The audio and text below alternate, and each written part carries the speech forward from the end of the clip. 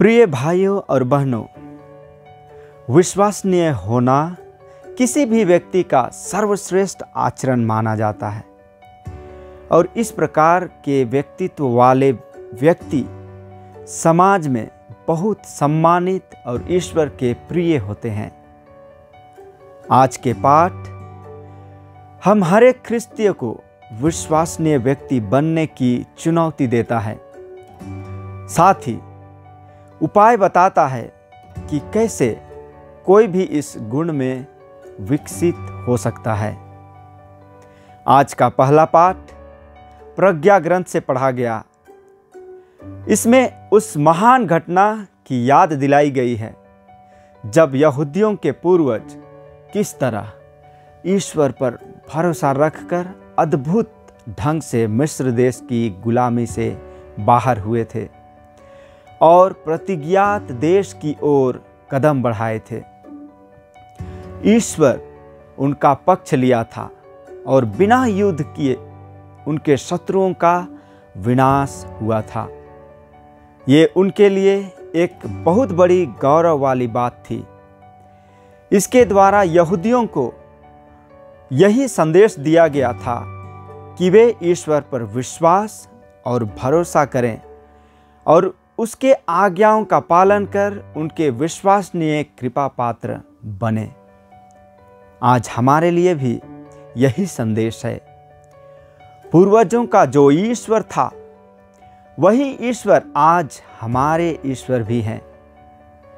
वह सर्वशक्तिमान है और हमारे सब शत्रुओं को परास्त करने का दम रखता है।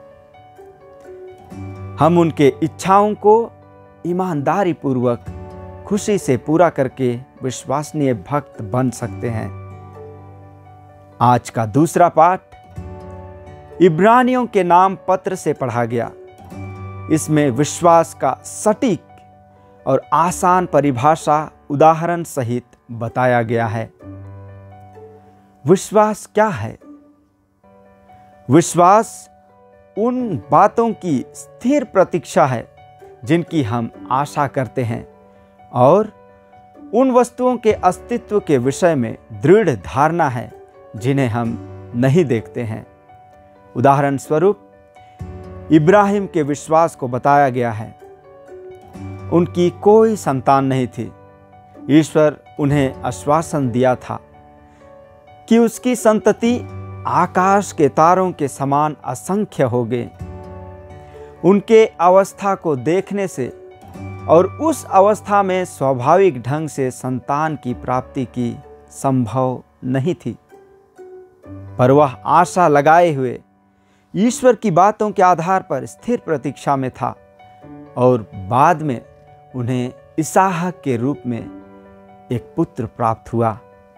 वह ईश्वर को प्रत्यक्ष रूप से नहीं देखा था, फिर भी उनके अस्तित्व के संबंध में दृढ़ धारणा थी और उनकी बातों को मानने के लिए तैयार था।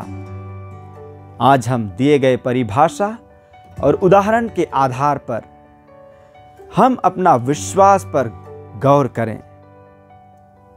हम कितना ईश्वर पर और एक दूसरे पर विश्वास करते हैं? क्या चीज हमारे दैनिक जीवन में विश्वास के लिए बाधक बनती है?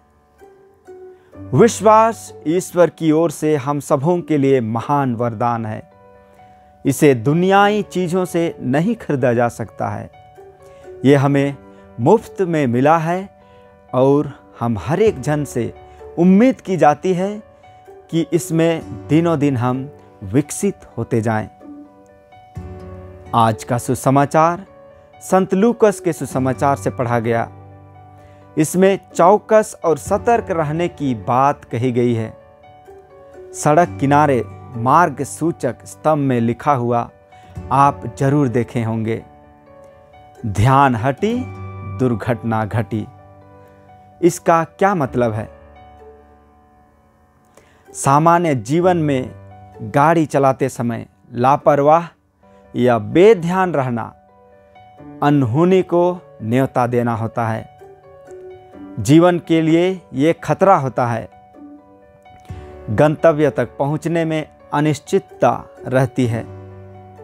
उसे निश्चित बनाने के लिए चौकस और सतर्कता जरूरी होता है। यही बात हमारे आध्यात्मिक जीवन में भी लागू होती है।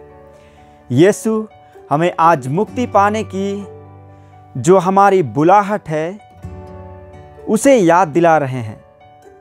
यीशु के प्रेम और उदारता से उसकी शिक्षा और जीवन द्वारा हम सबों को स्वर्ग के रास्ते में चलने का निमंत्रण मिला है और उसका पड़ाव है अनंत जीवन या स्वर्ग की प्राप्ति।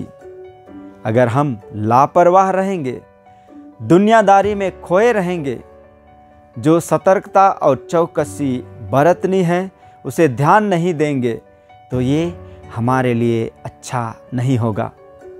इसके लिए हमें चाहिए कि हम वफादार सेवक की भांति जागते रहें।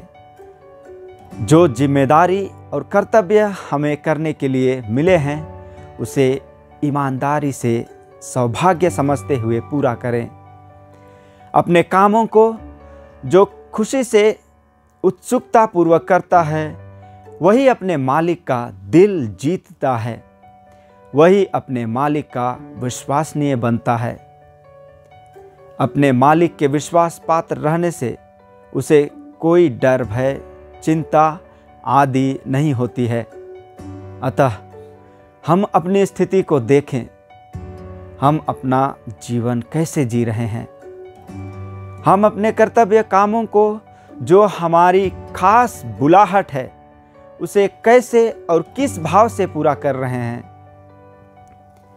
हम इस पवित्र यूखरिस्त में एक दूसरे के लिए प्रार्थना करें कि हम सब अपने कामों और जिम्मेदारियों को ईश्वर की इच्छा के आधार पर पूरा कर उसके विश्वसनीय भक्त बन सके और एक दिन उसका इनाम स्वर्गीय सुख के रूप में पाकर अपने जीवन को धन्य बना सके।